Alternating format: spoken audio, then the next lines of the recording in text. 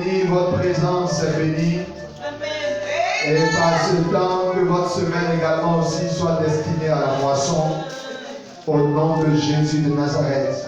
Amen. Et cette semaine qui débute soit pour vous une semaine de grâce, une semaine de bonheur. Amen. Vos oreilles entendent de bonnes nouvelles. Amen. Et vos pieds foulent de hauts lieux, de lieux très élevés. Amen. Que vos mains touchent à des sommes importantes dans cette semaine. Que la paix de Dieu qui surpasse tout entendement garde vos cœurs et vos pensées sur tout en Jésus. Nous sommes depuis le vendredi. Nous sommes en train de partager autour d'un thème que nous avons annoncé, famille dans les cieux et famille sur la terre. Nous avons débuté depuis le vendredi. Je vais vous encourager à vous attacher sur la page de l'église, les vidéos précédentes.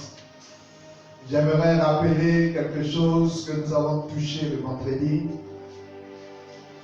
Il est important, frères et sœurs, que chacun de nous sache qu'il n'y a pas de famille sans Dieu. Il n'y a pas de famille sans Dieu. Éphésiens 3, le verset 15 dit: toutes les familles de la terre disent le nom. Les familles de la terre, comme les familles qui sont dans le ciel, disent le nom de Dieu. Vous ne pouvez pas exister en tant que famille sans Dieu. Généralement, nous croyons que monsieur, madame et les enfants font une famille. Écoutez, ce ne sont pas les personnes qui font une famille, ce sont les relations qui existent entre les personnes qui établissent la famille. Donc vous pouvez être une famille de fait. Vous êtes dans une maison où il y a des membres, ce n'est pas forcément une famille. Un endroit là où on va dormir, ce n'est pas une famille, c'est un dortoir. Un endroit là où on va manger, ce n'est pas une famille, c'est peut-être un restaurant. Écoutez, vous pouvez porter le même nom sans pour autant que vous soyez une famille. C'est vraiment important. On peut se retrouver ici sans qu'on soit une famille spirituelle. Ce sont les relations que nous développons entre nous qui établissent la famille. Quand vous comprenez cela, vous vous rendez compte que la compréhension forcément que nous avons de la famille n'est pas celle que Dieu a. Quand Dieu a créé l'homme, quand Dieu a créé la femme, il a dit que l'homme soit à son image et à sa ressemblance. Donc toutes les familles de la terre qui ne ressemblent pas à la famille de Dieu, ce ne sont pas des familles. Toute famille de la terre doit refléter la famille de Dieu. Vous imaginez quand le Père et le Fils sont en train d'agir. Quand le Père, le Fils et le Saint-Esprit sont en train d'agir, Jésus le traduit par quelque chose de très fort. Il dit en Jean le chapitre 17, moi et le Père, nous sommes un. Et je prie que vous aussi vous soyez un. Une famille où les gens ne sont pas un, ce n'est pas une famille. Alléluia. Donc c'est la qualité de la relation qui existe entre les membres qui établissent une relation. Je prie le Seigneur que vous ne soyez pas seulement dans une maison et que vous viviez une vie de famille. Amen. C'est vraiment important ce que je te dis et la prière te concerne. Je prie que tu ne sois pas seulement dans une maison, que vous viviez une vie de famille. Amen. Écoutez, nous avons grandi dans des lieux, dans des endroits où nous n'avons pas de communion avec papa, pas de communion avec maman, pas de vraie communion avec les frères. Et malheureusement, cette mauvaise structure de la famille est établie dans notre esprit. Et nous sommes en train de nous apprêter à quitter notre ambiance familiale pour aller fonder une autre famille dans ce même élan, dans cette même ambiance, parce que les arbres se reproduisant selon leur espèce.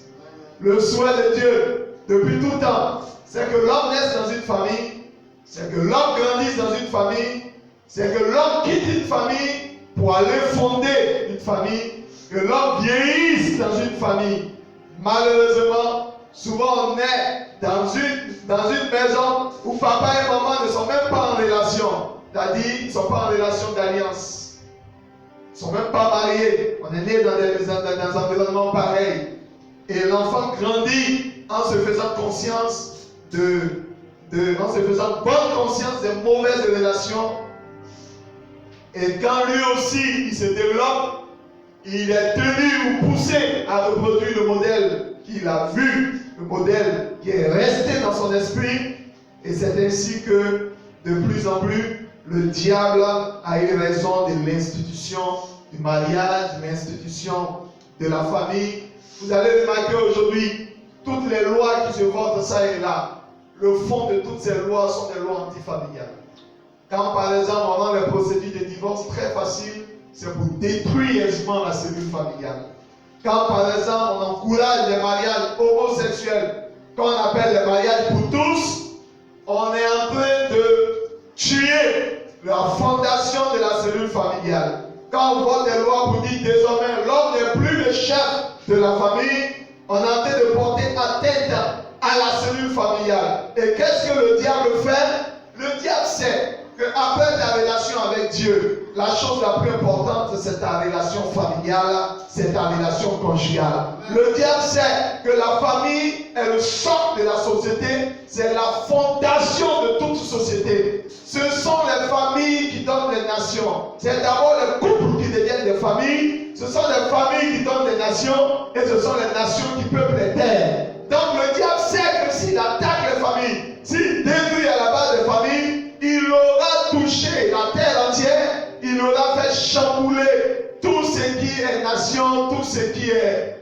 de la population. C'est pourquoi, frères et sœurs, c'est un engagement pour toi et moi de pouvoir réussir notre vie de famille, présente ou à venir. C'est un engagement de pouvoir réussir notre vie conjugale. C'est pourquoi, avant d'aller beaucoup plus loin, permets-moi de prier pour toi afin que Dieu te donne de réussir ta vie conjugale présente ou à venir. Que Dieu te donne de réussir ta vie familiale.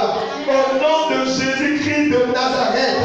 S'il te plaît, je vais entendre ton amen beaucoup plus fort que ça. Écoutez, frères et sœurs, je me plais à le rappeler, il n'y a pas de famille sans Dieu. Tu peux avoir une maman, tu peux avoir un papa, tu peux être l'enfant de ces deux parents sans que vous soyez une famille. Amen. La première chose pour qu'il y ait une famille, il faut que monsieur et madame soient mariés. Amen. Et il faut que monsieur, madame et les enfants aient de bonnes relations. C'est à ce moment-là que Dieu établisse en fondation de cette famille. Qu'est-ce que la société nous a montré? La société nous a montré des relations libres. Ça ne veut rien dire pour Dieu. La société nous a parlé de concubinage. Ce n'est pas un mot qui est dans la Bible. Ça n'existe pas dans le plan de Dieu. La société nous a parlé de, je ne sais pas encore quoi. En Europe, on dit, vous êtes paxé. C'est-à-dire, vous êtes dans une relation, il n'y a pas de mariage, mais on peut vous donner des papiers. Écoutez, frères et sœurs, ce n'est pas dans le programme de Dieu. Dans le programme de Dieu, c'est qu'on est dans une famille.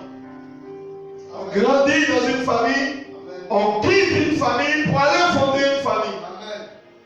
C'est pourquoi la Bible dit l'homme quittera son père et sa mère. Dieu suppose qu'ils sont intimement liés, ils sont mariés. S'attacher à sa femme et les deux deviendront une seule chair. Malheureusement, nous avons quitté des ambiances non familiales avec l'objectif d'aller cueillir des familles. Et ça nous a handicapés à la base. Je prie que tu n'handicapes pas tes enfants à la base. Amen. Je crois que ton amen doit être plus fort que ça. Amen. Je prie que tu n'handicapes pas tes enfants à la base. Amen. Que tes enfants sortent d'une relation bénie. Amen. Écoutez, frères et sœurs, et je l'ai dit au premier culte, pour beaucoup, ce que deviennent vos enfants dépend de la famille dans laquelle ils sont.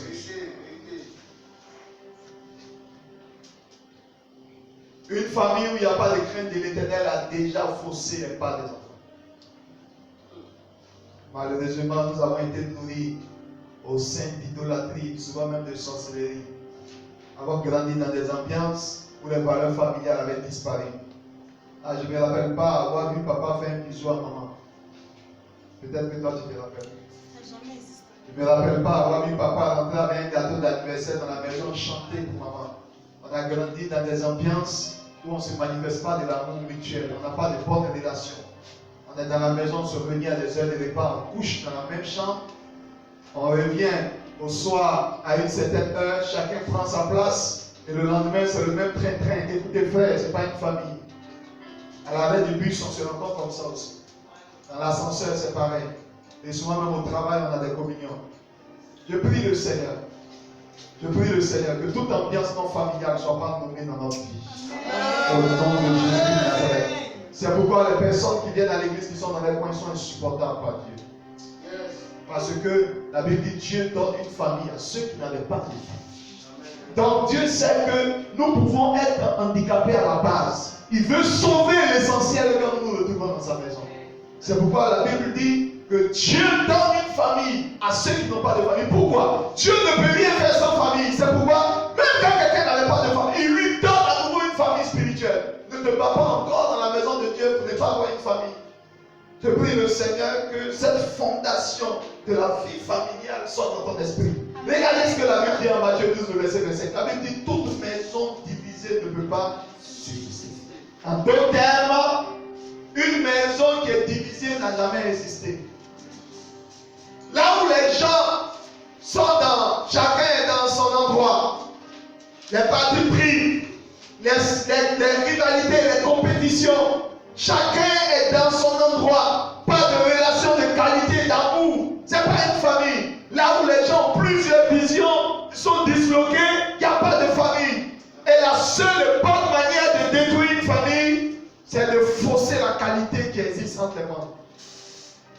Donc le diable fait en sorte qu'une femme accouche, mais elle rejette son enfant. Pour ne pas qu'il y ait de qualité entre elle et son enfant. Ou bien deux personnes se mettent ensemble, ils se sont mariés, mais il n'y a pas de bonne qualité de relation entre eux. Ou bien monsieur et madame ont de bonnes qualités, mais ils ne sont pas dans de bonnes relations avec leurs enfants. Voilà le but du diable, c'est de mettre la division, c'est de mettre la séparation. Parce qu'il sait que si deux personnes se mettent ensemble pour demander quelque chose à Dieu, quelle que soit la chose leur sera accordée. Il sait cela. Il sait qu'il est doux, il est agréable pour des frères de demeurer ensemble. C'est là que Dieu apporte la bénédiction et la vie pour l'éternité. Le diable sait qu'il n'y a pas de bénédiction là où les gens ne sont pas ensemble. Il sait qu'il n'y a pas de bénédiction là où les gens ne demeurent pas ensemble. Il sait qu'il n'y a pas de vie. Donc il travaille à ce que les gens soient disloqués. Je maudis cela dans ta vie. Je maudis cela dans ton foyer présent ou à venir. Je maudis cela dans ta vie, dans celle de tes enfants, dans celle de tes petits-enfants, de tes arrière-petits-enfants. Au nom de Jésus-Christ de Nazareth. Et si nous échouons à cet endroit-là, nous avons grandement échoué pour une bonne partie de notre vie sur terre. On peut rattraper son échec professionnel, on peut rattraper son échec financier. Rattraper même souvent un échec matériel. On peut tout perdre aujourd'hui, tout rattraper demain. Mais c'est difficile de rattraper un échec familial. Et chacun d'entre nous ici traîne les séquelles des divisions qui sont dans sa famille. Et je prie que toi tu sois un modèle de famille agréable, de famille parfaite. Et n'oublie jamais, si l'Éternel ne bâtit la maison, ceux qui bâtissent, ils travaillent en vain. Sans Dieu, il n'y a pas de famille. La famille n'est pas une invention d'un homme. La famille a été inventée par Dieu. Dieu nous a donné le modèle dans son union avec son Fils, avec le Saint-Esprit. Et on a vu ici le vendredi plusieurs exemples. Dieu dit, faisons l'homme à notre image et à notre ressemblance. Donc l'homme ressemble au Père, l'homme ressemble au Fils, l'homme ressemble au Saint-Esprit. Ils travaillaient en équipe. La Bible dit, Dieu dit, faisons l'homme. C'est une seule personne qui parle, mais c'est l'équipe qui travaille. Écoutez, dans une famille, il y a un qui a la vision, mais plusieurs travaillent à l'accomplissement de la vision. Une famille est une équipe. Les gens sont intimement liés. On appelle ça les relations de consanguinité. Écoutez, c'est plus fort. Le sang et la chair. Il y a des gens, malgré le même sang, malgré la même chair, ils n'ont pas de relation. La nature nous a mis ensemble. Mais le diable nous a déformés pour nous diviser. Pourquoi nous sommes ensemble? Écoutez, permettez-moi de vous expliquer pourquoi l'église est une famille. Tant que vous ne partagez pas les mêmes choses avec quelqu'un, vous ne pouvez pas développer des relations avec la personne.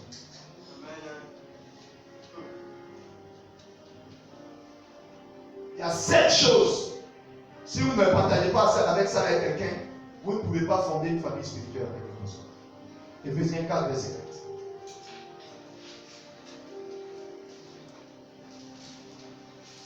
Et il y a deux choses. Si vous n'avez pas avec quelqu'un, ne vous mettez pas en couple avec la personne. Sinon, vous allez forcer votre base. Je prie le Seigneur que ce temps te bénisse au nom de Jésus. Amen. Éphésiens 4:4.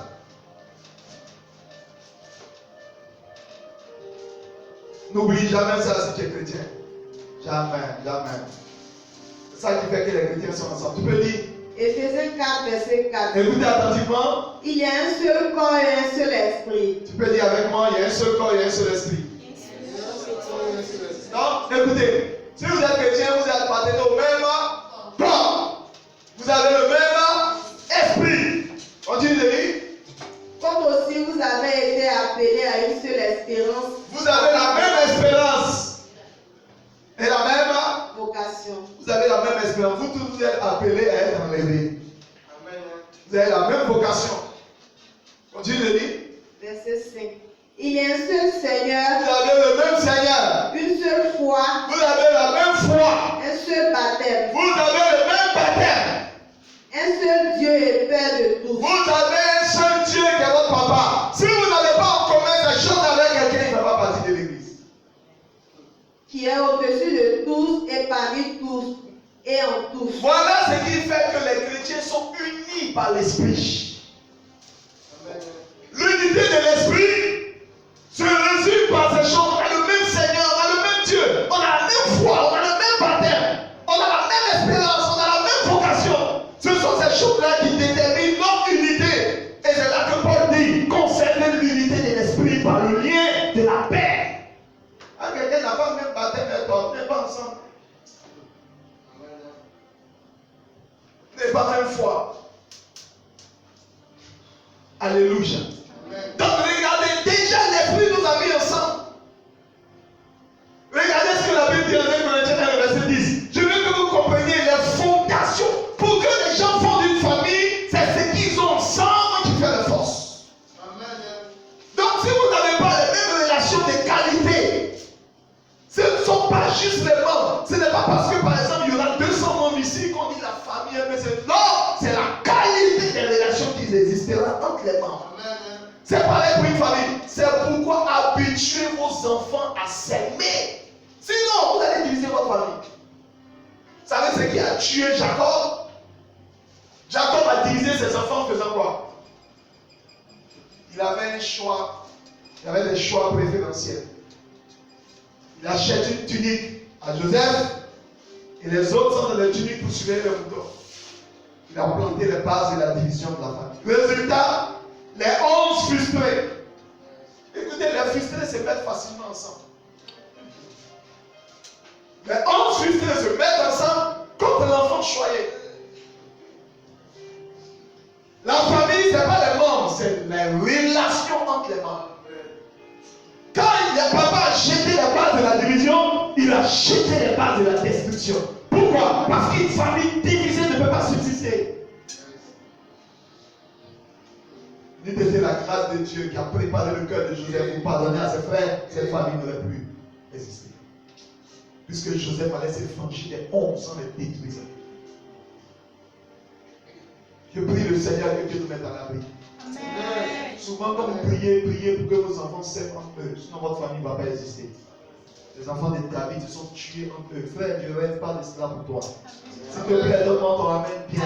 Je prie que tes enfants, il y a des enfants qui ont assassiné leur maman. Il y a des mamans qui ont tué leur enfant. Écoutez, c'était leur enfant. Mais comment les gens sont arrivés à... Écoutez, comment une maman est censée élire son enfant? C'est à cause de la qualité de la relation. Je prie le Seigneur que Dieu t'épargne ces choses-là. Dieu nous met dans une famille pour que nous soyons bénis. C'est pourquoi il a dit à Abraham, je te bénirai, je rendrai ton nom grand. Toutes les familles de la terre seront bénies en toi. Le rêve de Dieu, c'est de voir toutes les familles de la terre être bénies. C'est son projet quand il a mis les familles. C'est pas que les familles soient détruites. Le diable sait que c'est le projet de Dieu de voir les familles bénies. Lui aussi, c'est son projet de voir les familles maudites. Il veut qu'elles soient des familles de fête. Parce qu'il sait que sans bénédiction, il n'y a pas de famille. S'il n'y a pas de ciment entre les briques, la maison n'existe pas. Et il faut que le ciment qui est entre les briques là ait pour fondation Jésus-Christ de Nazareth. Pourquoi? Parce qu'une maison qui est bâtie sur du sable, elle va faire quoi? Elle va s'écrouler. C'est pourquoi il n'y a pas de famille sans Dieu. Je veux encore vous le répéter. Il n'y a pas de famille sans Dieu. N'essayez pas de bâtir une famille sans Dieu. Si tu éduques tes enfants sans Dieu, tu as déjà perdu ta famille. Si tu bâtis ton foyer sans Dieu, tu as déjà perdu ton foyer. Tu peux lire un Corinthiens le verset 10. Écoutez attentivement ce passage. Ton amour, ta présence dans ma vie. 1 Corinthiens 10. 1 Corinthiens 1, le verset 10. Je vous exhorte, frères, par le nom de notre Seigneur Jésus, Jésus-Christ, à tenir tous un même langage, et à ne point avoir de division parmi vous, mais à être parfaitement unis dans un même esprit et dans un même sentiment. Quand vous n'avez pas le même sentiment que quelqu'un, vous n'avez pas le même esprit, vous ne pouvez pas être parfaitement unis. Et regardez, ayez le même langage, les mêmes sentiments. Mais je dis alors à Marco, madame dit, je ne vais pas Marco, moi, mais à commencer. Ta famille est déjà brisée.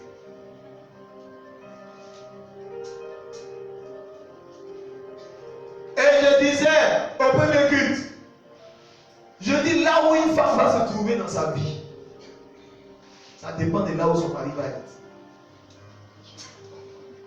Tu n'as pas bien compris. Tu ne peux pas être une femme et puis ne pas prier pour ton mari. Ce n'est pas possible. Tu sais pourquoi? Là où la maison va, ça dépend de celui qui dirige la maison.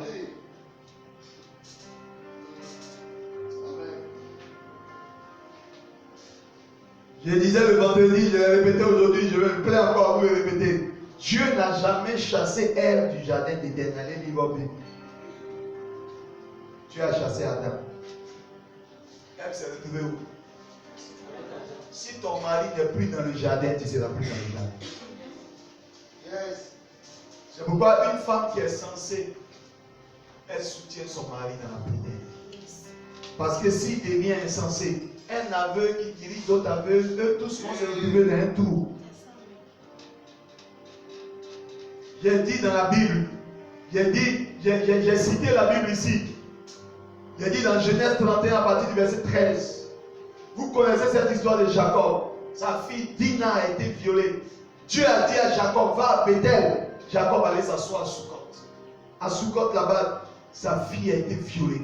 Ses enfants se sont levés contre la ville, ils ont détruit la ville. Et tellement ils fuyaient, en quittant rapidement la ville, ils ont tellement précipité la marche que sa femme Rachel a fait quoi? Une fausse couche.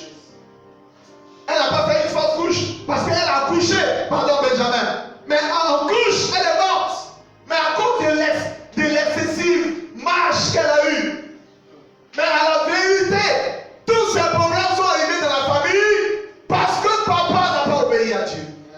Écoutez, Rachel peut perdre son enfant, Rachel peut perdre sa vie. Dina peut être violée à cause de ce que papa n'écoute pas Dieu. L'ambiance dans une famille, ça dépend pour beaucoup en l'obéissance de papa. Je vous dis la vérité, vous ne pouvez pas avoir une famille bénie avec un mauvais chef de famille. C'est pareil. Comment la catastrophe est arrivée dans la famille de David. David, un matin, tout le monde allait à la guerre, il est monté sur le toit, convoité Bathsheba. Commis l'adultère, et la Bible dit, un prophète vient vers lui, il dit, David, voici un homme était riche, et il a laissé le troupeau qu'il avait, il avait peur de la brebis, d'un porc pour la tuer. David a crié, comment ce monsieur-là peut être méchant? Il doit repousser 4 fois la brebis qu'il a prise. Le prophète dit, ce monsieur-là, c'est toi. Oh, il venait déjà lui-même de prononcer sa sentence. C'est-à-dire que 4 choses devaient lui arriver. Quand vous étudiez le texte de David, première chose, David, ses enfants ont commencé à se violer entre eux. Après, ils ont commencé à se tuer entre eux. Après, ses enfants commençaient à se lever contre David. Après, un de ses enfants allait coucher avec sa femme. Écoutez, frère, il a suffi que papa ne soit pas au bon endroit pour que l'ambiance familiale change. Je prie pour papa dans cette salle, que Dieu le garde. Papa présent comme papa futur. Alléluia. C'est pourquoi si tu es une femme mariée, paye le prix dans la prière pour ne pas que ton mari emprunte des voix qui ne glorifient pas le nom du Seigneur. Comment Naomi a perdu son mari et ses enfants? La Bible dit, un matin, il y avait la famine à Bethléem. Ils ont dit, allons à Moab. Là-bas, il y a de la nourriture. Oh, Dieu avait maudit ce peuple. Ils sont allés là-bas. Elle a perdu ses 2 enfants. Elle a perdu son mari pour un faux déplacement. Un mauvais déplacement peut faire qu'une famille peut payer le prix.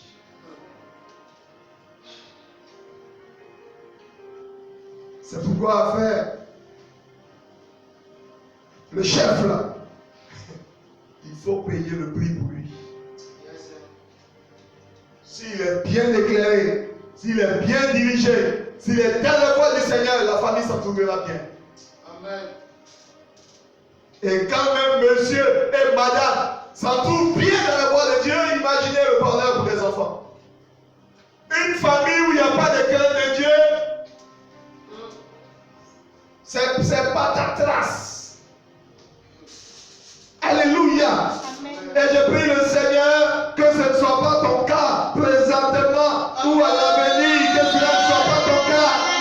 Que vous parliez le même langage, vous ayez les mêmes sentiments dans la maison où tu es. Que vous bâtissez une famille forte. Ne tolère pas la division dans ta famille. Ne tolère pas la déchirure dans ta famille. Prie le Seigneur que tes enfants soient dans une complicité.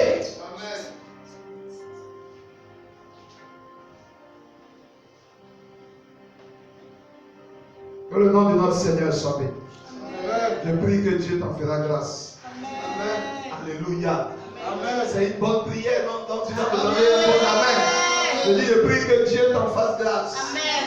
Je vous dis la vérité, c'est pourquoi Dieu veut d'abord que le couple soit bien bâti. Parce qu'il sait que c'est un couple qui est bien bâti. Il va donner une famille bien bâtie. Ne bâtis pas ton couple à la légère. Non, tu vas produire une famille très légère. N'oublie pas, tous ceux que tu maries deviennent des parents de tes enfants. En modèle. N'oublie jamais. Et un homme sérieux bâti avec un plan. Il a une maquette. Il se reproduit sur un modèle. Quand Dieu dit en Éphésiens, Marie, aime ta femme comme Christ a aimé l'Église. Il dit à l'homme, hé, c'est pas toi qui as créé le mariage. Donc tu dois comprendre que ça existait avant que tu viennes. Et quand j'ai institué le mariage, je l'ai institué avec une maquette, avec un plan. Donc si tu veux vivre le mariage, reproduis-toi d'après le modèle que j'ai installé. Si tu passes à côté du modèle que Dieu a installé, ce n'est plus un mariage que tu fais. Tu dois chercher son nom. Amen, amen, amen. Si tu roules Mercedes avec les pièces de Toyota, c'est plus Mercedes que tu roules. Tout le monde voit que c'est écrit Mercedes. Toi, tu disais que le moteur, c'est Toyota. À la vérité, tu roules quoi? Écoutez, une famille n'existe pas de nom. Une famille existe de fait. C'est par la vie que la famille, même qu'elle est une famille. Je vais insister là-dessus avant d'aller beaucoup plus loin. Une maison divisée ne peut pas subsister. Et si vous voulez voir le modèle d'unité, moi il y a un couple que j'aime dans la Bible. Non, c'est le couple le plus complice de la Bible. On va faire un coucou à Ananias et Saphir. Ils sont tellement complices. Ils mentent de la même manière. Ils meurent de la même manière. On les enterre dans le même cimetière, côte à côte. Et les gens qui transportent leur secret, c'est les mêmes personnes. Écoutez, la complicité paye. Positivement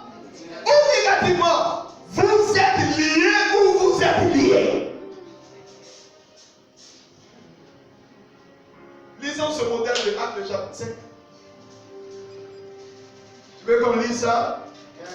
Tu vas lire le modèle, mais tu vas reproduire un modèle de façon positive. Amen.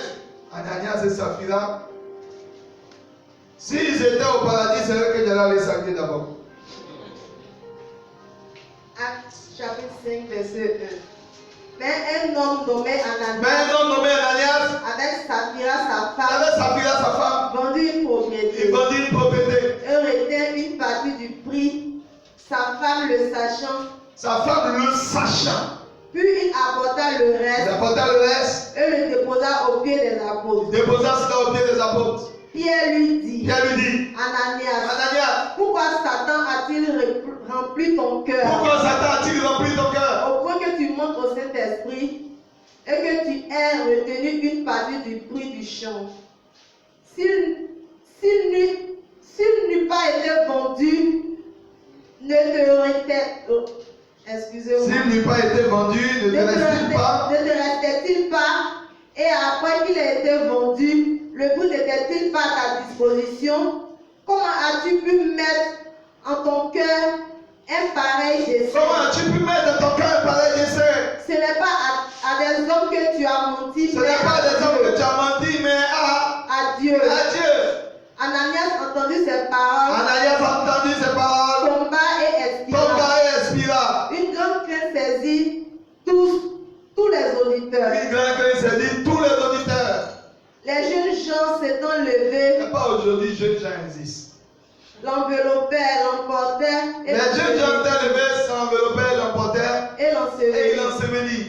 Environ 3 heures plus tard, Environ 3 heures plus tard, sa femme entra. sa femme entra. Oh non, j'aime la femme là. Elle est attachée à son mari.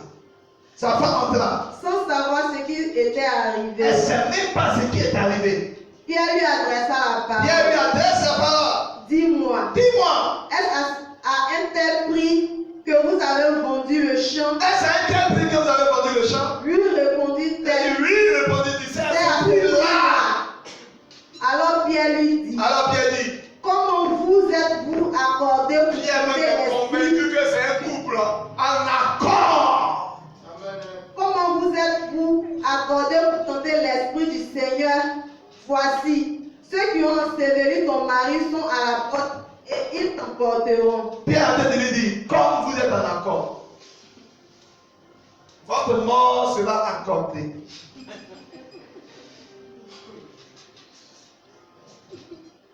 Continue de dire. Au même instant, elle tomba au pied de l'apôtre et expira. Les jeunes gens étant entrés la trouvèrent morte. Ils l'emportèrent et l'ensevelirent auprès de son mari. Auprès de qui? Son mari. Oh, regardez. L'unité de ce couple-là, ça les a conduits jusqu'à où? Content. Maintenant, imaginez cette histoire-là de façon positive. Dieu cherche des Ananias et des Sophio. Tu l'as dit, côté positif de Ananias et Saphira. Ceux-là, c'était une famille. Alléluia. Dieu cherche une famille. Dieu cherche des gens qui sont parfaitement un. Même langage, même sentiment. Est-ce que Dieu peut en trouver? Mais je crois que Dieu va en trouver. Et si ça n'existe pas dans ta famille, c'est avec toi que ça va commencer. Que le nom de notre Seigneur soit béni. Écoutez, frères et sœurs, je voulais planter ce décor pour que chacun de vous comprenne ce que Dieu pense de la famille. Non seulement il n'y a pas de Dieu, il n'y a pas de famille sans Dieu, mais la famille n'existe pas sans unité entre ses membres.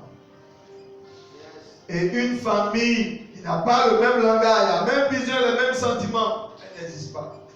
Quand vous lisez Genèse le chapitre 11, la Bible dit Dieu a constaté que les gens au temps de Babel, ils avaient la même vision, le même langage. Dieu dit ceux-là, personne ne peut les arrêter. Une famille qui est en accord est invincible. Une famille qui est en accord est inarrêtable. Une famille qui est en accord, c'est une famille qui va faire front à la puissance des ténèbres. Et c'est une famille qui va avoir de la victoire sur les œuvres des ténèbres. Le diable cherche à diviser les familles pour avoir du succès contre elles. Et je prie que cela ne passe pas par toi. Amen. Alléluia. Amen. Que le nom de notre Seigneur soit béni. Amen.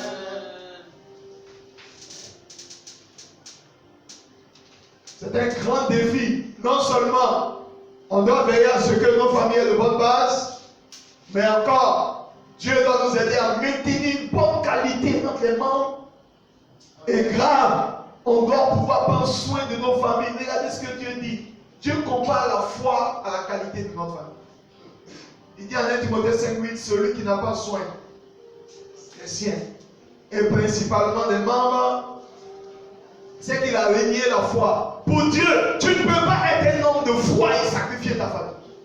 Regardez combien Dieu apporte de l'importance, non seulement à la manière dont nous bâtissons, mais à la manière même dont nous gérons la maison. Et la Bible dit plus loin, en Hébreu 11, à partir du verset 7, la Bible dit, monsieur comme Noé, ayant été divinement averti des choses à venir, il a construit une arche pour que sa famille soit sauvée. Dieu veut que papa, les parents puissent capter les choses spirituelles pour protéger leur maison, pour construire une arche pour que la famille soit à l'abri du déluge. Dieu rêve à ce que les maîtres de maison puissent sanctifier les maisons, puissent établir un hôtel familial pour que les enfants soient influencés. Amen. Et que plusieurs en soient sauvés. C'est de notre ressort. C'est pourquoi la Bible dit, si on ne peut pas diriger notre maison, on ne fera rien à l'église. Yes. Je prie le Seigneur que Dieu te donne d'avoir une famille de qualité. Amen. Des enfants de qualité. Amen. Un conjoint de qualité. Donne-moi ton amen. Donne-moi ton amen. Alléluia. Alléluia. Que le nom de notre Seigneur soit béni. Amen. Je prie que cela t'arrive au nom de Jésus. Amen. Deux choses que j'ai à te dire avant de terminer. La première des choses, c'est que toutes les familles qui sont sur la terre ne se ressemblent pas. Je parle de la famille de qualité. Les familles qui sont sur la terre ne se ressemblent pas. Il y a des familles qui sont en haut, il y a des familles qui sont en bas. Vous savez, la Bible donne des synonymes. Les familles qui sont en haut, Dieu les appelle la demeure du sage ou la demeure du juste. Les familles qui sont en bas, Dieu appelle la maison des méchants. Ce matin, je suis venu pour te poser une question. La famille en haut ou elle en bas?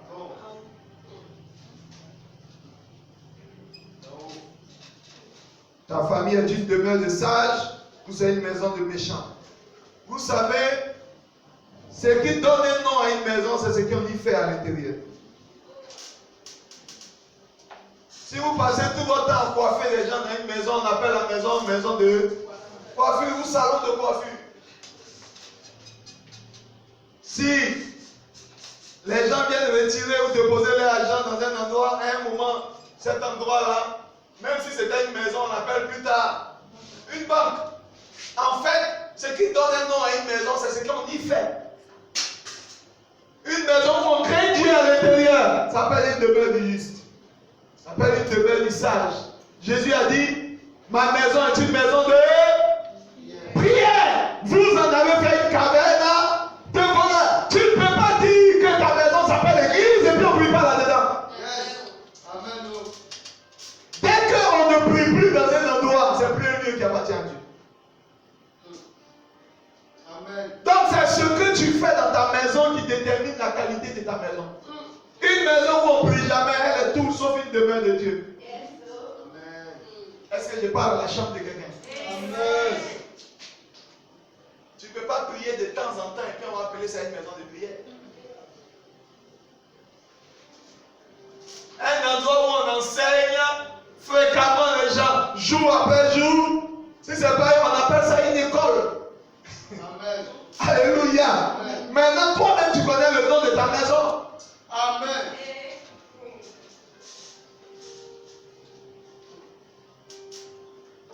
J'espère que ta maison n'est pas une maison de critique et de commérage et autres. Regardez ce que la Bible dit dans le psaume 112, à partir du verset 1 jusqu'au verset 3. Est-ce que tu es avec moi ce matin? Amen. Je veux t'adorer de tout mon cœur. Tu peux lire? Psaume 112, verset 1. Heureux l'homme qui craint l'Éternel, qui trouve un grand plaisir à ses commandements. On n'a pas dit heureux l'homme qui va à l'église. Qui craint l'Éternel et qui trouve un grand plaisir à ses commandements. Sa postérité sera puissante sur la terre. Il suffit qu'il y ait un homme dans la maison, un des parents qui craint l'Éternel, on dit sa postérité sera comment? Puissante sur la terre. Donc qui détermine la qualité de ses enfants? C'est la foi des parents. Sa postérité sera puissante sur la terre. La génération des hommes droits sera bénie. La génération des hommes droits sera comment? Bénie. Bénie. Continue au verset 3. Il a dans sa maison bien-être et richesse. Donc qui influence l'état de la maison? C'est la foi des parents. Il y a dans sa maison bien-être Et richesse. Regardez, toutes les familles qui sont sur la terre ne craignent pas Dieu. Quand une famille craint Dieu, on appelle cette maison-là une maison où il y a un homme qui craint l'Éternel. On appelle cette maison-là la demeure des justes. Tu peux lire Proverbe 3, verset 33. Tu peux lire ça, Proverbe 3, verset 33.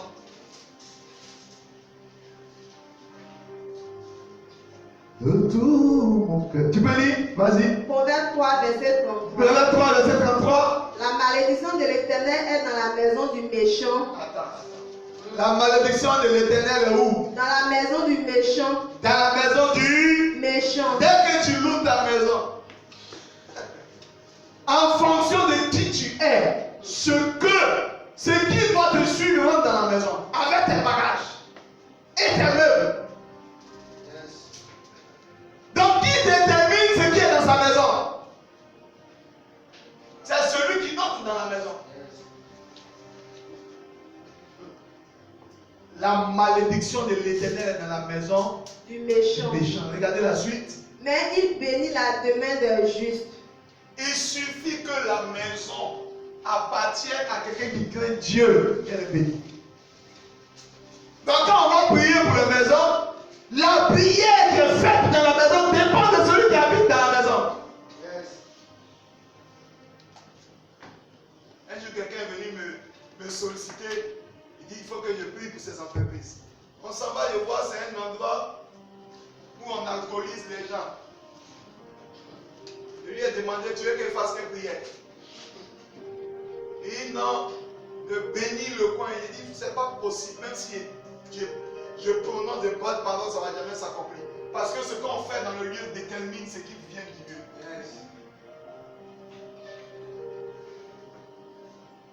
Alléluia. Quelqu'un est venu me chercher une fois, me dit de venir consacrer sa maison. Je suis rentré dans la maison, il dit tes enfants sont chrétiens, la maison dit non. Il dit de consacrer la maison, il dit oui. Il dit tu sais c'est pas consacrer une maison.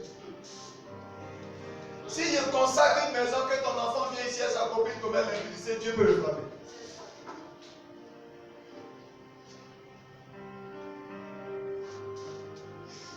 Consacrer, ça veut dire la maison désormais appartient à Dieu. Tout acte qui ne confesse pas Dieu profane le lieu. Donc c'est lui qui compte la seigneurie de Dieu dans la vie. Il dit, je préfère faire autre chose que ce que Dieu a dit. Alléluia. Amen. Ce qu'on fait dans le lieu détermine ce qui vient dans le lieu. La Bible dit, la demeure du juste, Dieu l'a béni. Mais la maison des méchants, Dieu la maudit. Ça peut être une 4 pièces.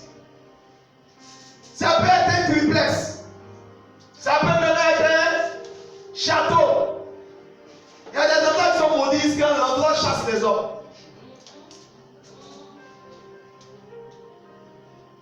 Alléluia. Amen. Regardez encore ce qui est écrit, Proverbe 14, 11. C'est pour te montrer que toutes les maisons ne sont pas pareilles. Proverbe 14, verset 11. La maison des méchants sera détruite, mais la femme des hommes droits fleurira. Ça veut dire ceux qui ont gaspillé des millions pour se marier sont ensemble dans une maison de méchants. La maison sera détruite. C'est pourquoi la Bible dit si quelqu'un bâtit sans l'Éternel, il bâtit en vain parce que la maison sera détruite. Ce n'est pas moi qui le dis. Je m'appuie sur ces passages pour te dire il y a une différence entre la maison de celui qui craint l'Éternel. Dans la Bible, on n'emploie pas trop le mot famille, on emploie le mot maison. Il y a une différence entre la famille de celui qui craint l'Éternel et la famille de celui qui ne craint pas l'Éternel. Si tu crains l'Éternel, je veux encourager ton respect pour Dieu. Amen. Parce qu'il y a des choses qui sont attachées aux familles d'en haut. Vous avez remarqué, quand la mort a commencé à frapper en Égypte, Dieu a dit à Moïse, dis au peuple de tuer un agneau, de mettre le sang sur les lintons de porte. La mort va passer, mais la mort va rentrer dans quelle maison? Dans les maisons qui n'ont pas reçu du sang. Qu'est-ce que ça veut dire? Quand les épidémies, les pandémies, les malheurs, les fléaux passent, elles connaissent les maisons où elles ne doivent pas entrer. C'est pourquoi la Bible dit 1000 pourront tomber à ton côté, 10 000 à ta droite, mais toi qui as le sang de Jésus, toi qui crains Dieu, toi qui es dans la demeure du juste, toi qui es dans la demeure du saint, tu seras épargné. Dieu différencie en maison en fonction de la qualité des gens. Je prie le Seigneur que tu sois attaché à la crainte de Dieu. Amen. Écoutez, donc ça ne dépend pas des pièces de ta maison, ça ne dépend pas de la beauté de la peinture de ta maison, ça dépend de la qualité des cœurs des gens qui sont dans la maison. Amen.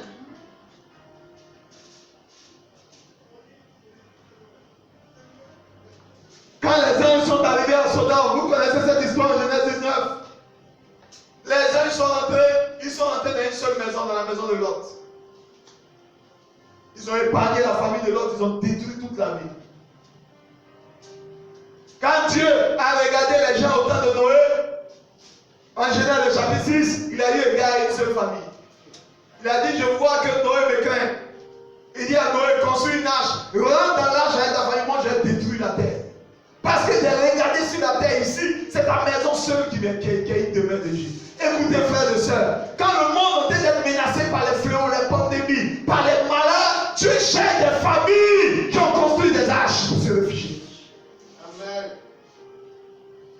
Et c'est en cela que Dieu fait la différence. C'est dans des temps de crise, de valeur que Dieu fait la différence entre les familles qui le craignent et les familles qui ne le craignent pas. C'est dans des temps de crise sanitaire, comme en Égypte, que Dieu fait des différences entre les familles. C'est dans des temps de crise économique et financière que la Bible appelle les années de sécheresse. Il dit en Jérémie 17, c'est lui qui se confie en l'Éternel, même dans l'année de la sécheresse, son féal va rester toujours vert. C'est en des temps de crise conjugale et familiale que Dieu distingue ses enfants. Je prie le Seigneur que Dieu mette une différence entre toi qui le servent et ceux qui ne le servent pas. Que tu comprennes que tu as une famille bénie de Dieu si tu es juste, si tu te mets dans la voie droite du Seigneur. Et je vais t'encourager à refléter cette gloire de Dieu. Je vais t'encourager à creuser ta différence. Je vais t'encourager à entretenir ta crainte de l'Éternel. Je vais t'encourager à faire en sorte que les anges de l'Éternel campent autour de ta maison pour te protéger, toi et ta maison. Je vais t'encourager à ce que Dieu continue de te multiplier ses faveurs à toi et à tes enfants. Je vais t'encourager à ce que dans ta maison, il y ait le bien-être et les richesses. Dans ta maison, il y ait la bénédiction de l'Éternel. Tant que tu es attaché à l'Éternel, toi-même, tu as défini la qualité de ta maison. Frères et sœurs, ce que je suis en train de vous dire, et je vais terminer par là. On demandait à toutes les femmes de jeter leurs enfants dans l'eau en Égypte. Mais quand il s'est s'agit des femmes égyptiennes, du moins les femmes, des femmes hébreues, la Bible dit d'abord, elles n'accouchaient même pas comme les femmes égyptiennes. Deuxièmement, on jetait tous les enfants dans l'eau, mais quand on arrivait dans la maison de Lévi, dans la maison de Moïse, l'enfant était épargné. Il va te dire, Là où les autres enfants périssent, Dieu va garder tes enfants. Là où les autres enfants sont jetés dans l'eau, sont emportés par les eaux, Dieu va préserver tes enfants. Mais il faut que tu sois de la maison de Dieu. Il faut que tu sois dans la voie de Dieu. Il faut que tu sois dans la voie droite du Seigneur. Il y a une différence entre la demeure du juste. C'est pourquoi je veux te dire ce matin, 1000 vont tomber à ton côté. 10 000 à ta droite, toi et ta maison, vous ne serez pas atteints. S'il te plaît, dis Amen bien, dis Amen bien, dis Amen bien. Écoutez, les fleurs vont passer, tes enfants seront épargnés. La mort va passer, ta maison sera épargnée. Pourquoi? Parce que toi et ta maison, vous êtes sous le couvert du sang. Des choses peuvent arriver au passé des gens, mais ta passé sera épargnée. J'ai lu ma Bible, j'ai étudié toutes les femmes qui étaient stériles dans la Bible. Il y a eu 7 femmes. Pêle-mêle, vous savez, Sarah, Rachel, la maman de Samson, Elisabeth, Anne, Michal et beaucoup d'autres. Il y a eu jusqu'à 7 femmes. La seule femme qui est morte sans avoir eu des enfants, la Bible dit, elle a méprisé son mari dans son cœur. Elle n'avait aucune crainte de Dieu. Toutes les autres femmes, à commencer par Sarah, 25 ans de galère dans son foyer. Rebecca, 20 ans de galère dans son foyer. Rachel, on ne définit pas le nombre de temps. La maman de Samson, Elisabeth, c'est dans son vieil âge. Je n'ai pas connu une femme dans la Bible qui craignait l'Éternel, qui a quitté la terre sans être honorée par les enfants. Écoutez, la qualité de femme que tu seras dépend de la qualité de ta crainte, dépend de la qualité de ton adoration. Ne te soucie pas de ce que tu vas devenir. Soucie-toi de ta relation avec Dieu. Lui, il va se soucier de ce que tu vas devenir. Amen. Si tu comprends cela, tu vas voir la différence que Dieu met entre ceux qui l'honorent et ceux qui ne l'honorent pas. Frère, je vais terminer en te demandant de lever la main. Je suis poussé à prier pour toi, à parler sur toi, à demander à Dieu de faire en sorte que ta maison soit remplie de biens et de richesses. Que ta maison soit remplie, la demeure du juste soit remplie de la postérité bénie, de la postérité puissante. Car à cause de ce que tu crains l'Éternel, tu n'as pas du Somme 128. Que tu sois heureux et prospère dans tes affaires. Amen. Que ta femme soit une vie féconde dans l'intérieur de ta maison. Que tes enfants croissent comme des plants d'olivier. Que tu vois le bonheur de Sion. Que tu vois les enfants de tes enfants. Amen. La Bible dit, la maison du juste sera bénie, mais il y aura du trouble dans la maison du méchant. J'ai interdit le trouble dans ta maison. J'ai interdit le trouble dans ton foyer présent ou à venir. J'ai interdit le trouble dans ta famille. Je déclare que tes enfants ne seront pas des ratés. Tes enfants ne seront pas des mendiants. Ils ne seront pas des vagabonds. Mais tes enfants seront des armes entre les mains de l'Éternel. La Bible dit seront comme des flèches entre les mains des guerriers que nul ne pourra arrêter dans sa lancée. Je déclare que tes enfants seront ta joie. Seront pour toi un sujet de joie, un sujet de grâce, un sujet de bénédiction. Tu ne mourras pas stérile. Dieu te fera embrasser tes enfants. Dieu te fera embrasser tes enfants. Ta maison va donner l'envie à d'autres maisons. Tu seras celle de la terre, lumière sur cette terre-là. On t'appellera bienheureuse. Et tu te feras un nom dans le pays ou dans la ville dans laquelle Dieu t'aura implanté. Sois béni dans le Père, sois béni dans le Fils.